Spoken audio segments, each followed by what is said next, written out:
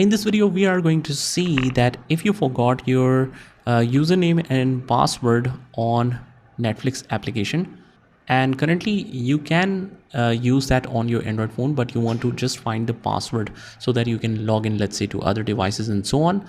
So here's what you need to do. First of all, on whatever account you are already using, that Netflix account, you just open that up and head over to the settings, and most probably it will be see it in the Google account that you are using.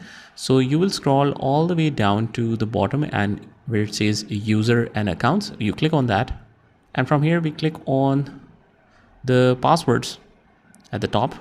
You click on Google Password Manager, and we search for Netflix here at the top. You can search it right here.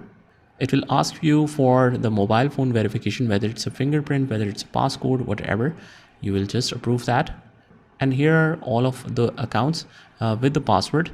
So if you want to reveal the password, it will be revealed just like so, but I'll not reveal it for now for confidential reasons. So from here, you can just copy those credentials and use it. I hope you found this video helpful, and if you did, hit the like button and subscribe to our channel, and I will see you in the next one.